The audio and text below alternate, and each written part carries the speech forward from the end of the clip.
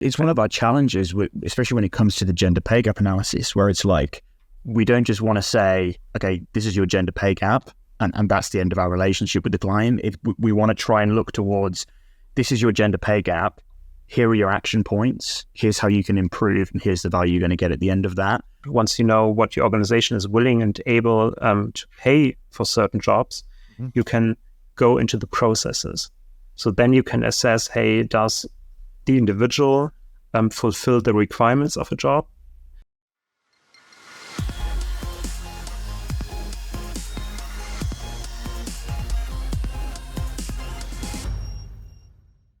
Hello, welcome to the New HR. I'm your host, Mark Jackson, and we have an interesting show for you today.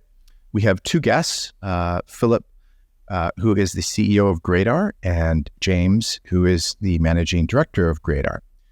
Philipp is the founder and CEO of Gradar.com, and Gradar is the complete solution to design and manage a job architecture.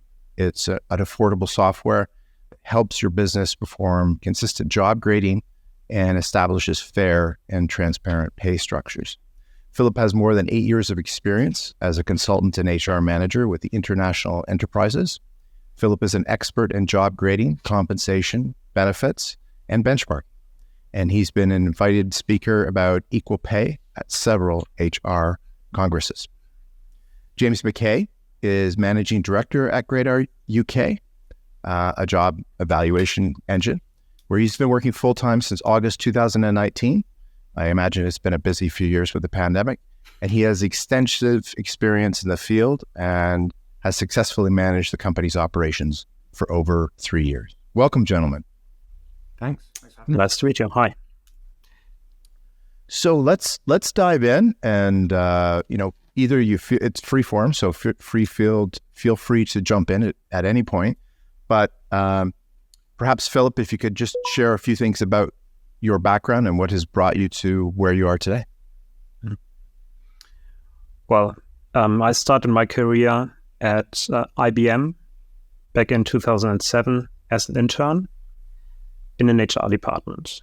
There I started with talent management topics, and I quickly realized, well, this is not really something that I have a deep going passion for. So I went on and joined Watson White back in the days. Went with them through the merger to Towers Watson, and then left consultancy to go into a corporate role as a compensation and benefits manager. And I did that for a couple of years and was also responsible for HR information systems, and kind of had always the passion for the internet or technology in general. And then, started this second endeavor of really learning a lot about rewards and job evaluation and all of these things, and then combined this into my own company. And the idea was initially, we called it the Open Grading System, to create an open source grading system. But then it quickly became very apparent that people would be willing to pay for a software as a service that delivers job grading on an international scale. So I went all in and started the company together with a friend, doing a little more research, fine-tuning the system, and then started with a minimum viable product in late 2015. And we have grown ever since to more than 300 clients worldwide now. They are in countries from A to Z, from Australia to Zimbabwe. James, how about yourself? My background's somewhat different. I'm certainly no comp expert, but I'm getting there. So Phil and I met probably early part of 2019. My background's in marketing, and I was running a content creation company when I came across Phil, and he said, "Listen, we've got a job grading solution." I didn't know what on earth that was. I really didn't know, but I saw, this could be a potential decent client for me. So got in touch and ended up rewriting the initial Gradar website. And, as you'll see over the next hour or so, Phil's just such a friendly, likable guy that soon realized that I wanted to work with him as much as possible. And had the opportunity in 2019 to head up the UK side of things, running the UK contracts and combining that with a kind of deeper content creation role at group level. So, that's been my journey to Gradar, and what a ride it's been so far, and hopefully a lot more to come. So I wouldn't have met him in today's time, because now there's ChatGPT. There's no need for content writers. Well, that's a podcast for another time. That's a big subject. So can you just give the listeners a summary of what is Gradar and who's using the software and who gets the most value out of it? Good. So Gradar is a web-based system for job evaluation or job grading. So those two terms are often used as a synonym.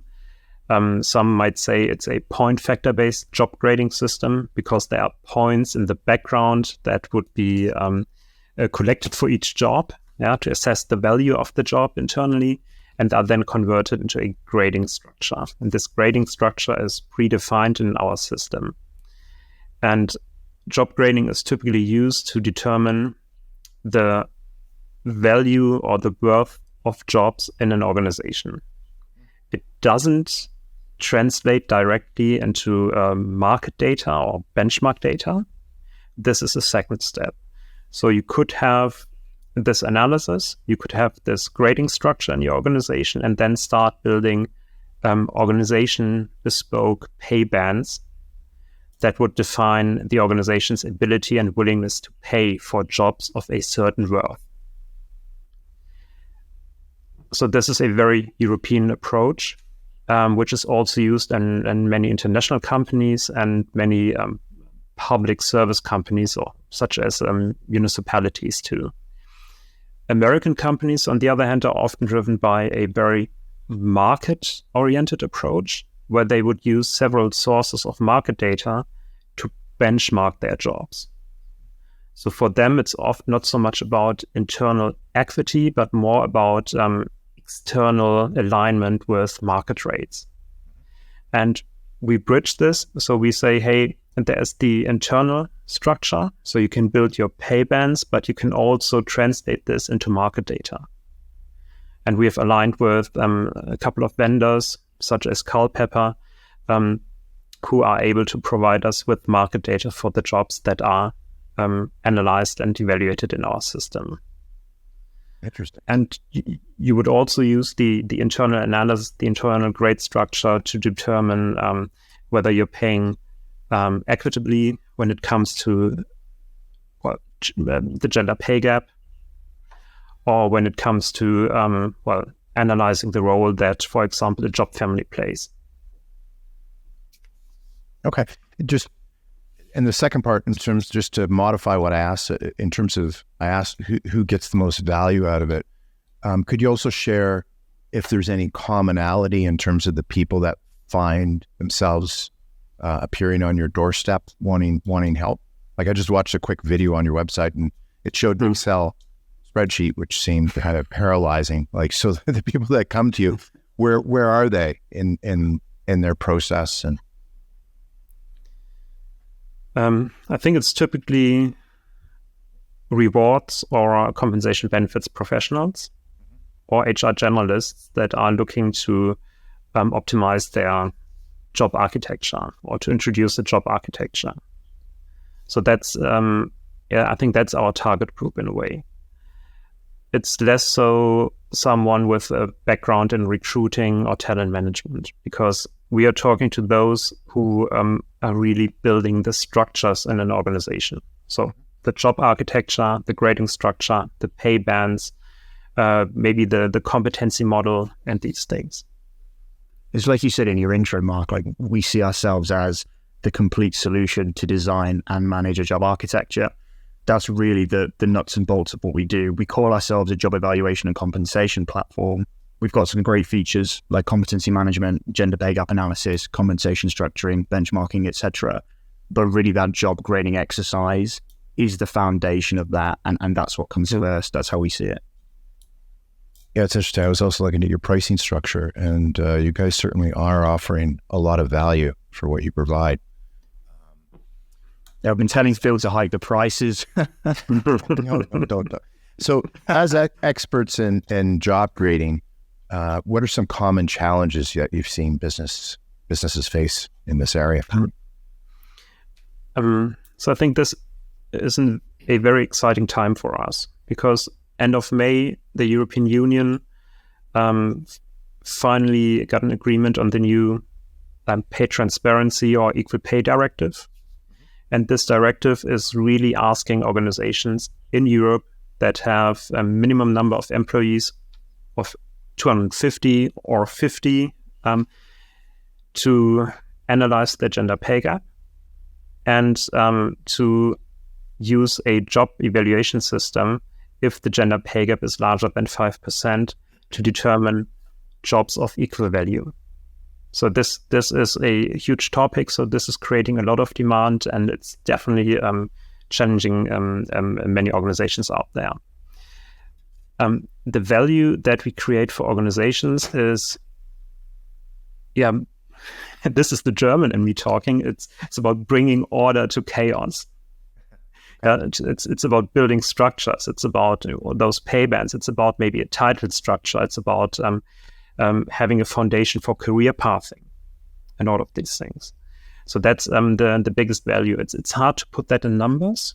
I mean, you could always argue, hey, there are going to be those above the pay band whose salary might be frozen in the future. On the other hand, you might prevent those who are being underpaid from leaving the organization. But it's very difficult to put a number on these things. It's really, you do that because you want to have, or you want to achieve another layer of maturity in your HR organization. And clarity for the employees, I imagine, as well. Yeah. Understanding, not having salary and positions be this kind of mystery behind a door. So helping people see what the path is for their growth as well must be a positive effect on overall retention. Absolutely. And so we built the foundation for tools such as Talent Guard or Co-Brainer that would then map the jobs requirements against the employee's current set of skills and experience. Because that's something that we don't do. So we really build the structure, but the management of the process, so anything that goes towards or into talent management is not our cup of tea. So this is something that happens in SAP SuccessFactors or in those very specialized tools. And that makes our position very unique because there are very few other tools out there that have such a deep going understanding of what a job is and how a job aligns with job families, and etc. Is there, so obviously with the changes in the EU regarding pay equity measures, do you see any other changes coming worldwide? Do you see that shift in the North American market or anywhere else in the world as well? Well, yeah, I mean, we have the pay transparency directive coming over in the US as well. And I think, is it individual to each state? Is it? But yeah, this is something as well that we're looking into because we understand that whether we're dealing with Europe, whether we're dealing with USA or anywhere else we do business, staying compliant is going to be very, very important for people. And yeah, we look at it as, okay, where can we add value? Can we add value in just kind of general processes? But ultimately, when it comes to equal pay and pay transparency, you actually need that hard line. Okay, we are remaining compliant, and that's something that we're looking at. But yeah, I think the directives in the EU aren't limited to there. There's some in the US, and that's something we're looking at as well. We have Gradar LLC as well as Gradar Limited. So Gradar LLC over in New England, Phil, I think. Which will be focusing on that in the near future. That's great. Yeah, definitely. I think it would be something of value to people that want to take, not necessarily just be compliant with the local laws or things of that nature, but be more of a leadership, have more of a leadership in this. You know, there's so many corporations that are trying to be forward thinking in terms of, diversity and being purpose driven and being ahead of the legislation to be more attractive for talent acquisition, because this labor market, you need every arrow in your quiver possible because it's weird. There's layoffs, but it's a tight market, and it's you need all of the help you can get, really. Yeah, and it's one of our challenges, especially when it comes to the gender pay gap analysis, where it's like, we don't just want to say, okay, this is your gender pay gap, and that's the end of our relationship with the client. We want to try and look towards, this is your gender pay gap, here are your action points, here's how you can improve, and here's the value you're going to get at the end of that. And we want to create that lock-in and that long-lasting relationship, which is a client can use Gradar from the very start of the process, creating your roles, to then follow through right to the very end, where they can actually get some actionable insights on how to become a leading employer or how to retain staff and do all of those things that they need to do in the 21st century. Yeah. And we are part of an ecosystem.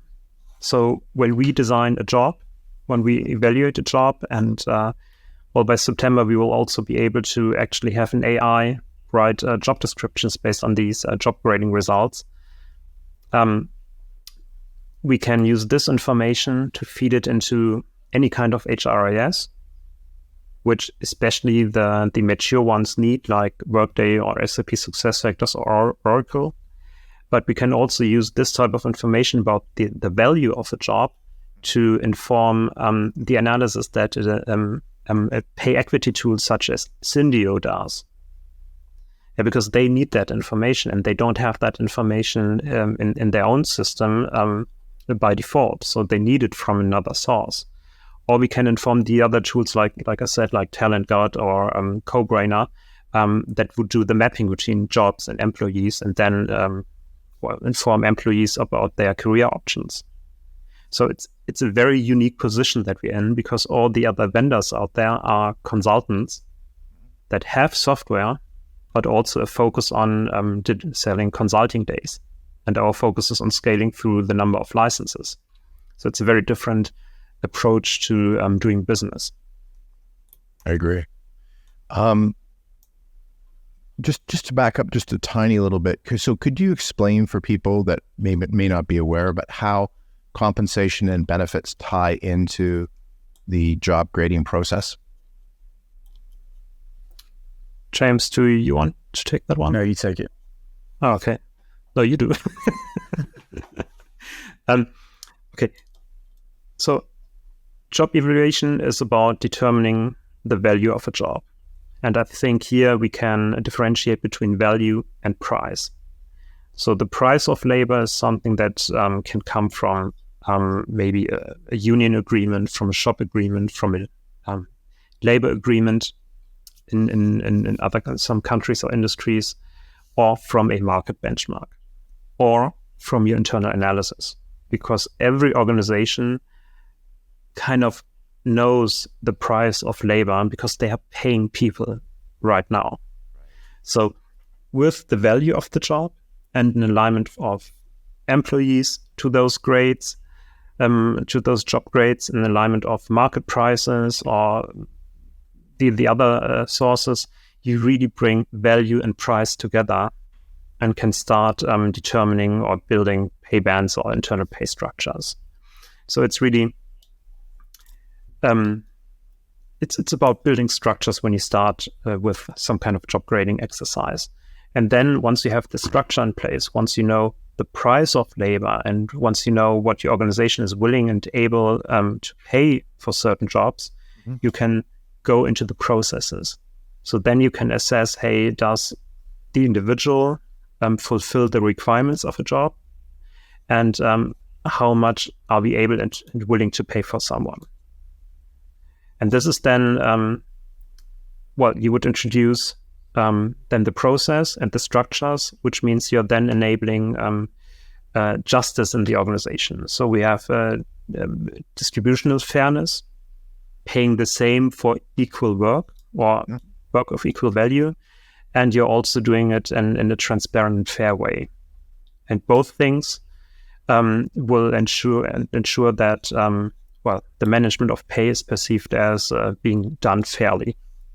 And that's one of the most important things, and the shifts we've seen in the space in recent years is that you need a foundation in point factor-based job evaluation to justify those pay decisions. especially if you're thinking about your gender pay gap or equal pay for equal work, if you don't have that basis in job grading, you can get in a rather sticky wicket, as we say here in the UK.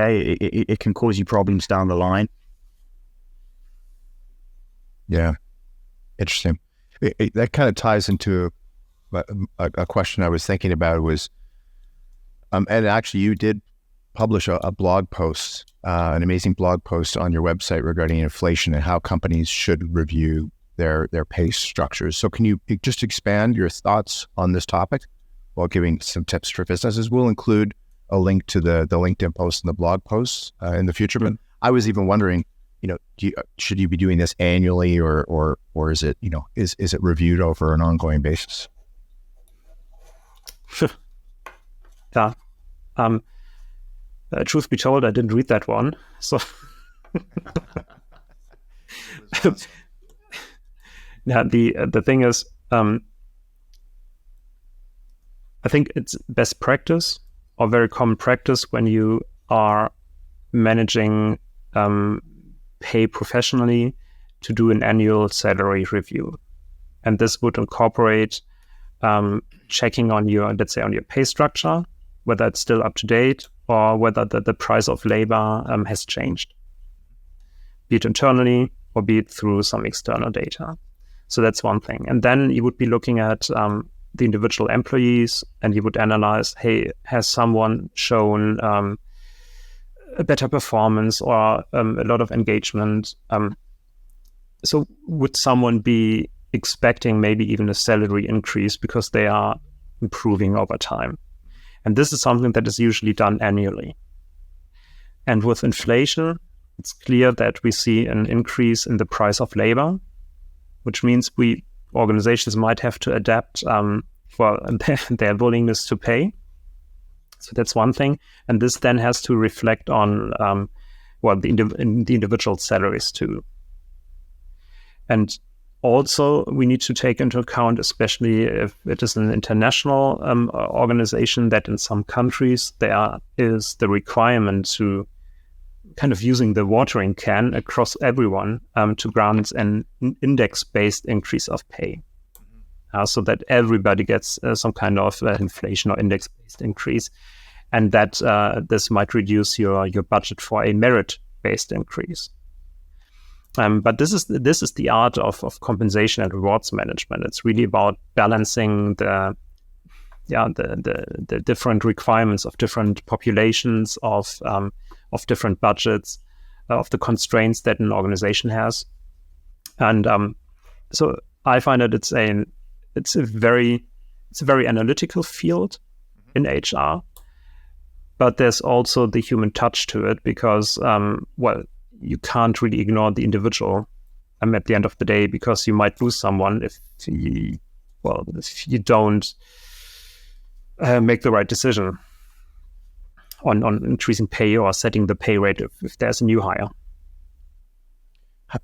There's been a lot of chatter, in particular in North America, probably more on the East Coast US, driven around the equity of salaries and around where the people are located.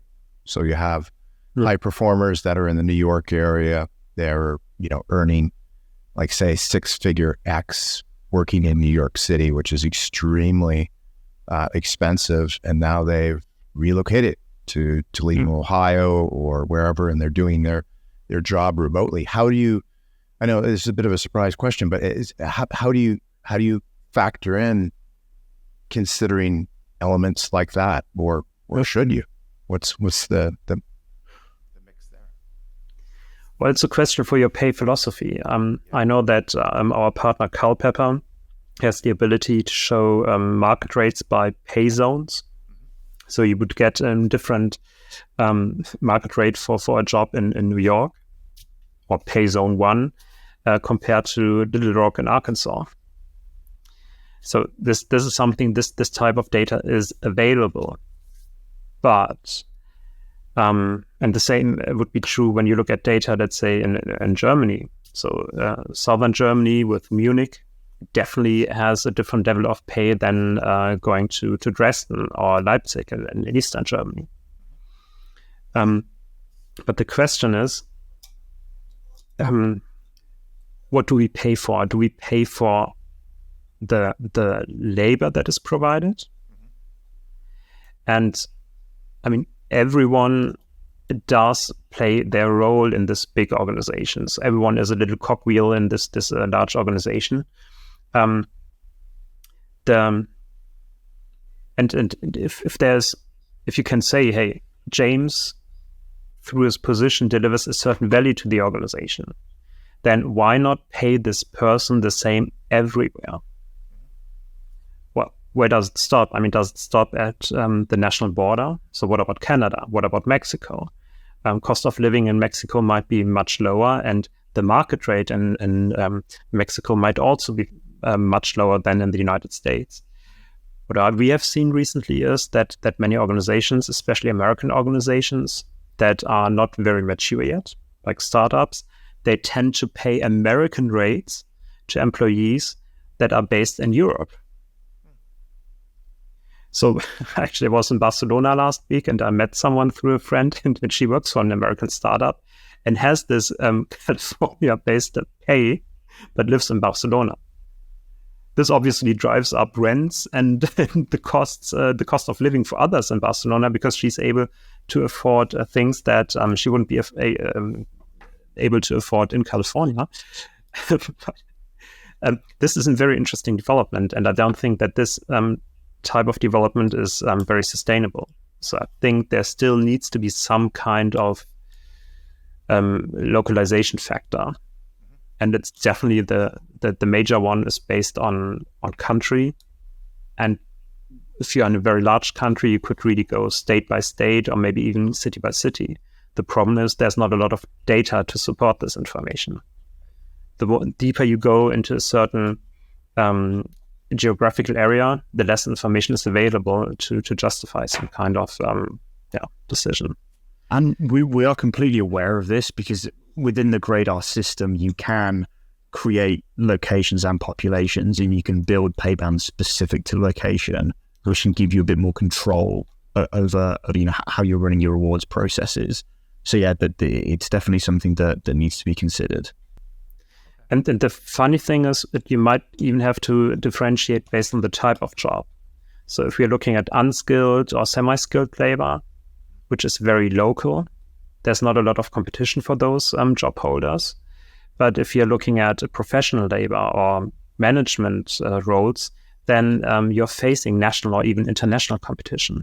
So this might be then the great equalizer.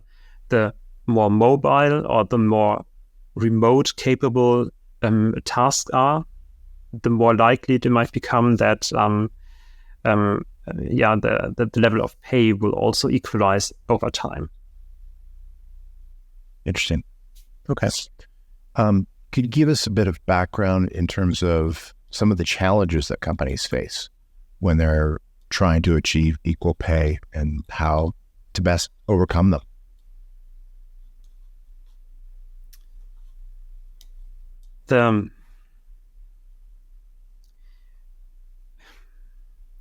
It's a cultural thing. If an organization uses or hasn't done or managed pay professionally in the past, then it is quite certain that once you start analyzing for the gender pay gap, you're going to see a rather large gender pay gap.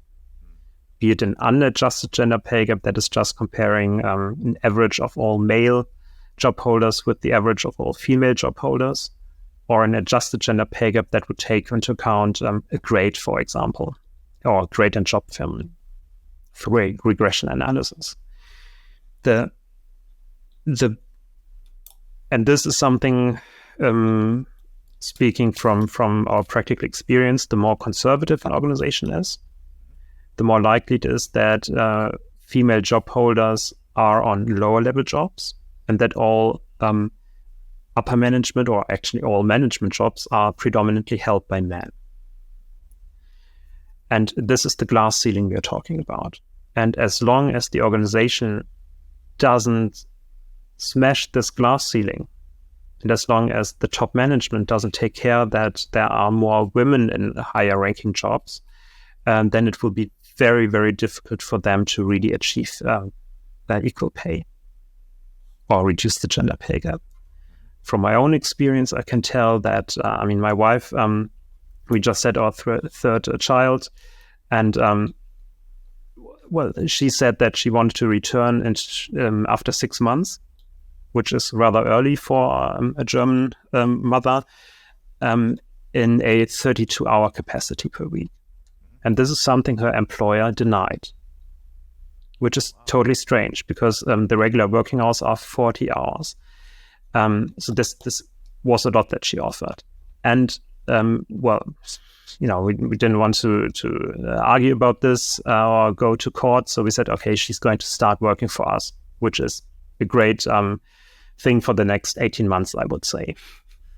But this kind of shows that as long as organizations do not accept that there are young parents, well, we are not that young anymore, but as long as there are parents that might have to reduce their working hours for a couple of years, and if they don't support this, then we are facing major cultural issues, and they are missing out on talent, and they are missing out on change. And this is happening all the time. This is not just happening to us. This is also happening around the globe to many women out there who are not being treated fairly in a way. I think on a more granular level as well, just thinking about the kind of clients that we work with, one of the big challenges is just visibility over the data. I mean, we're very fortunate that when you use the Gradar system, you grade your roles, you can upload employee data, pseudonymized, and then you can view your gender pay gap. With the regression analysis, you can see the adjusted gender pay gap. You can see distribution of salaries by men and women, by grade. And this is the data that if you haven't done that process of job evaluation beforehand, you just don't have. And it can be a bit jarring, and you just don't have that knowledge of where to improve and how to move forward. So I think, there are obviously, like Phil explained so eloquently, there are cultural issues, but actually on a very base level, if you just don't have the visibility into the data, then you don't know what the next stages are anyway. Absolutely. And many organizations don't want to have that kind of visibility. And that's why it's a great idea of the European Union to say, hey, we are forcing you to report the gender pay gap. It's a social revolution. And we've seen it in New York too, with the pay transparency we mentioned earlier. Like, these are the way the winds are blowing. And look, it's good news for us because we feel that now the need for Gradar will increase. It certainly has increased in the EU, and we expect it to do so in the US as well. But yeah, if you don't jump on the train, it's going to leave you behind. So talking about the train, you guys have spoken about equal pay at several HR workshops and events. How do you see the conversation around equal pay evolving over the next few years? So I think that the most common theme is about the gender pay gap. And there's going to be more legislation about reporting and compliance. Some of the legislation is not very smart. So that's definitely an issue, but things are changing. And the European Union is a huge market with 400-something million people living there. And we can see that many states in the United States are doing something very similar. But this is not just in those states. We see countries like Kenya that are very interested in the gender pay gap, and we see it in other countries happening as well. Even in the UK, which is not part of Europe anymore, apparently. So things are definitely changing. The next step when it comes to equal pay is maybe to take into account other protected categories like race or let's stick to race. I mean, this is something. This is a word that's not great to hear from a German talking about race. And that this is, for example, information that you wouldn't collect in most European countries. But when I look at South Africa, when I look at the United States, you have that information in your databases. So could start calculating a race-based pay gap. And tools like Syndio, they already do this. But to date, this is something for the very avant-garde enterprise out there. So this is not something that your normal organization would do. And Phil as well. Sorry, Mark, I'm taking over your role as question master, but I'd be keen to hear your views, because we've had a couple of demos where people have said, like in the system, we basically have two genders. We have male and we have female. It's very much a binary system. And we've had some questions around transgender, non-binary, that kind of thing. What do you think about that film? Where do you see that changing, if it does at all? Yeah, so we have the ability to upload this information. So we could mark a job holder as, or incumbent as non-binary. The reality is, out of the tens of thousands of data points that we have, we don't have a single one that was marked as non-binary. So it is an issue, and things are changing. I recently talked to a teacher at my daughter's school, and he said, well, they now have 2 or 3 kids out of 750 identifying as non-binary. And I mean, this was unheard of during the last couple of decades. It was quite common in the old Roman and old Greek times, but it hasn't been for hundreds of years. So this is definitely something popping up, and I think these people, they will be entering the workforce at some point in the future. So this will definitely something that we're facing. But in my 15 years of working, I've met one non-binary person in the workplace, and that was it. So it's a cultural thing, and I think it makes sense to talk about this and to create and raise awareness, but it hasn't really arrived yet in the workplace, apart from maybe some very, very advanced organizations. Okay, interesting. So tell me, at Gradar, Philip, how do you approach leadership and management within your own organization? Give some clues throughout the talk. He'll write a message to ChatGPT saying, "Please write a motivational message to my staff," and then he'll copy and paste it in the Slack channel. That's usually what happens. I'm going to answer this on behalf of Phil, because he's not great at blowing his own trumpet, but I think Phil's approach to management, and especially for me, who I've come into the company really at a fairly high level, considering my experience. Like, I came in as managing director of the UK entity, which is still small, but it's still, a decent amount of responsibility. Phil is very much a laissez-faire in the positive way. So he kind of lets you get on with stuff and gives you the freedom to explore and to make mistakes and to improve things.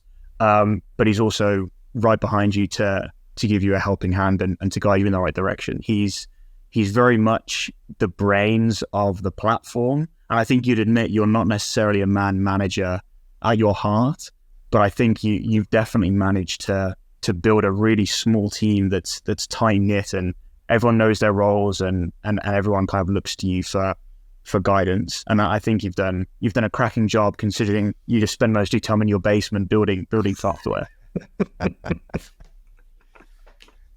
Well, thank you very much. Yeah.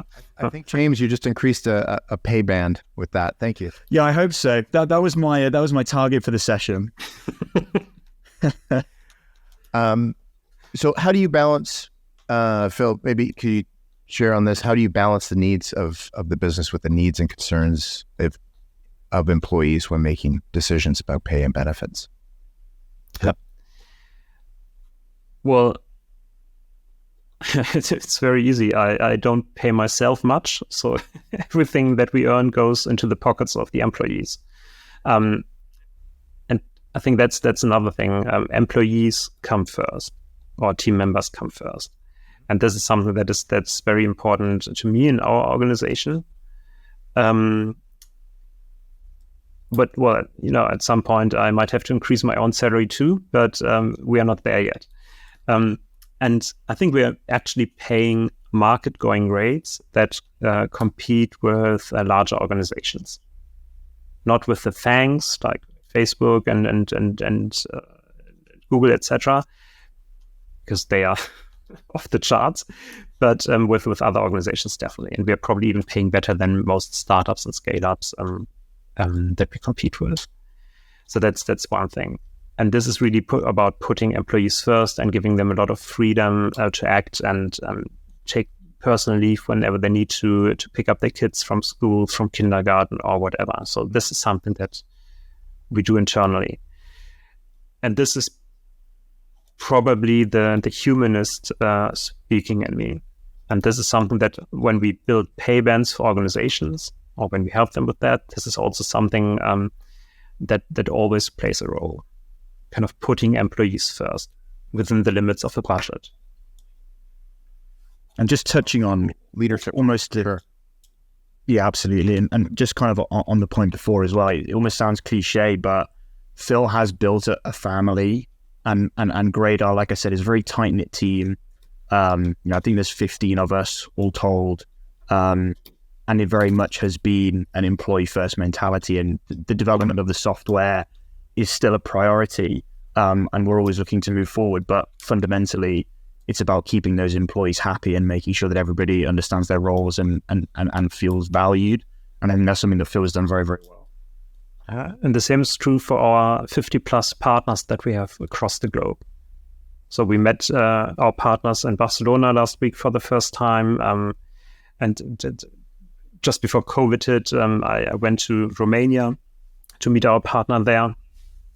So this is definitely something. I mean, we are responsible for building a software that our partners can use to earn their livelihood.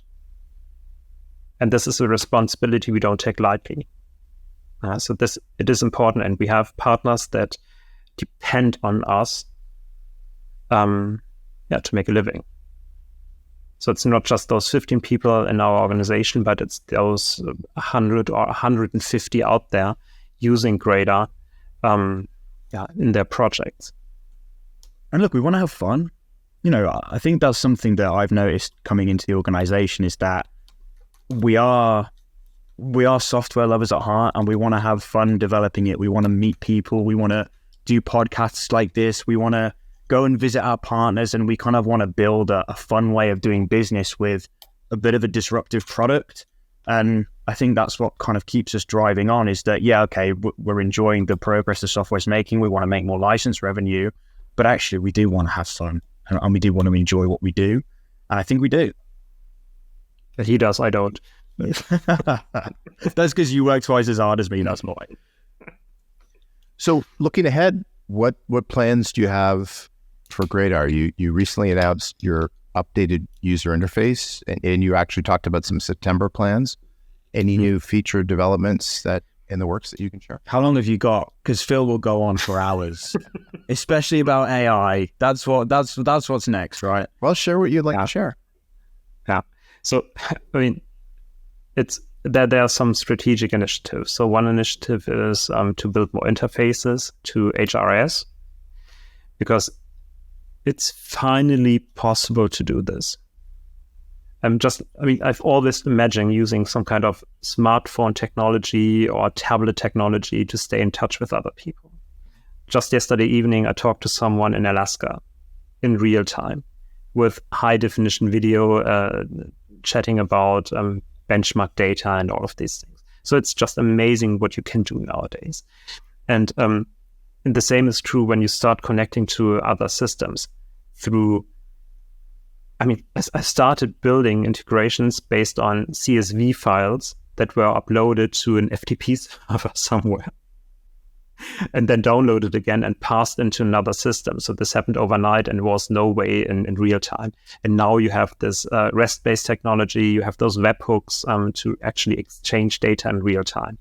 And we have found a partner in Combo Dev, a Y Combinator-backed startup from Berlin, and they act as our middleware so that we connect through them to other systems. So this is super exciting. This is a focus. And the other thing is, because we want to have a complete solution for a job architecture, and a big part of a job architecture is the job description. We have just completed our research and design phase for this AI-driven job description generator. And it's basically using the information from our grading factors that are very qualitative. Those are prompted into the interface from ChatGPT or Google Bard or other systems that are suitable. And then you will get back a complete job profile with core tasks and duties, with technical skills, with everything that others have in a static database. Here, it's being recombined in almost in real time. And the exciting thing is, we did a test just last week, and where we put into the system a chef, so someone in charge of a kitchen for a fast food restaurant that does a lot with potatoes and fries and stuff.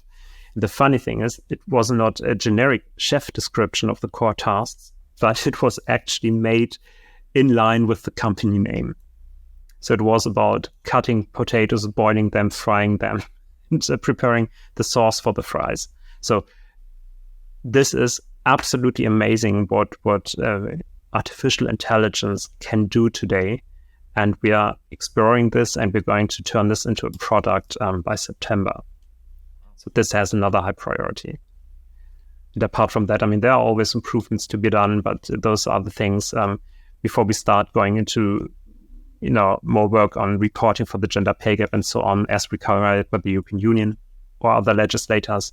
This will be another topic down the road. But AI, big thing this year. Interesting. I've never doubted the ability of Phil and the team to drive the software forward. With my marketing hat on, what I want to achieve in the next 12 to 18 months is I want us to be part of the conversation and to have a seat at the table. And I think we have, blowing our own trumpet, we have an amazing software, and I just want more people to know about it. And I think what's coming next for us through these integrations with SuccessFactors and new partnerships with Culpeper and TMA, Competency Library, things like that, we need to have a seat at the table so we can actually be seen as a serious player in this industry. Because if you are looking at job evaluation and compensation, we can do it all, and we can do it really well. And I just want to shout that from the rooftop. So while Phil works away on the software development, I'm going to try and push us more into everybody's field of view. Sure. Absolutely. What would you say is probably the future of your space in the HR industry? I normally ask 5 to 10 years from now, but that seems a little long. Maybe a year or two. What are your thoughts for the future? There's a lot going on. There are new vendors like BetterComp out there. So BetterComp, for example, is a super modern software that facilitates easy use of market data from various sources, and is especially great for large corporations. There are tools out there like Rabio or Figures that collect data from startups and scale-ups. So they have a very specific target. There are tools like TalentUp.io that would collect pay information from various sources that are public information, and then compile market rates through it. So there's a lot of investment in this pay space going on at the moment. Valuations have fallen. So when I look at PAVE, I think they don't remember exactly what they were evaluated at, but I heard that their valuation went down a lot because there are some doubts nowadays about the sustainability of those business models. Still, this is the future. And even the classic consultancy firms, they understand this nowadays. So they are investing into technology. They are still dependent on consulting income, and they have this very high price point for any type of technology that they would sell, and would only make it available if you are a client of their consulting services. But still, there is a lot happening, and I also see the room for consolidation. I don't think that Rabio is going to survive the next couple of years, because Figures HR had this first mover advantage in Europe, and they will have a hard time getting an additional round of financing, I guess. And the same is probably true for many of those independent compensation vendors. Many management teams are rather old, often in their 60s, because they started this in the 70s or 80s. So they are now ready to hand this over to the next generation, but they haven't really invested a lot into technology, which means they are probably up for being bought from competitors or larger vendors. So consolidation is definitely another stream that is happening at the moment. So, and technology, yet another one. And I think other countries or other regions are also catching up. I think there's a lot of going on in Africa with a very young population and very interesting developments in different markets. So, Interesting. My 2 cents. Thanks for sharing that. James, how about from your perspective, maybe through marketing lenses, where do you think is going on with the industry in the next? I think, well, for looking at it from Gradar's perspective, I think our future in the next 10 years in the space is going to rely on our partner network. I think that, we are definitely doing well in the space right now, but for us to grow, I think in terms of marketing, I want to reach out to as many partner networks as possible, especially in the US, where we haven't really embedded ourselves fully yet. We have a handful of clients over there. But I definitely see that as the key. I think the independent rewards consultants are going to be in for a good few years ahead. And if they can use a software like Gradar to sell more hours and improve their offer, then I think that could be the key to our growth over the next few years. That's great. Thank you. So what I'll do is in the show notes, I'll make sure I include links to your LinkedIn profiles and to Gradar.com. Any other information that we should include in terms to sharing with people? Gradar Learn actually is something I want to give a shout out to. So something that I've been working on over the last few months. If you go to Gradar.com, in the nav bar, there's a little drop down called Learn. We implemented this in the last few months just to kind of give people a bit of a hub where they can learn about the platform completely free of charge. We have some blog articles in there. We have some case studies and use cases from previous clients. But best of all, we have videos, so on-demand demos. So for each of our individual features, whether it's the Gradar logic, grading a job, market benchmarking, you can watch 2-minute videos completely free that kind of explain the process and give some best practice tips and things like that. So if you were going to take anything away from listening to this, I'd say check out Gradar Learn and see a bit more about what we do and how we can help. There's a shameless sales pitch there for you. So thank you so much, both of you, for your time today. Very much appreciated. And just also wanted to leave a closing message for all of the kids out there, whether they're young or old, and especially for my kids, to stay curious. Thank you. Thanks, Mark.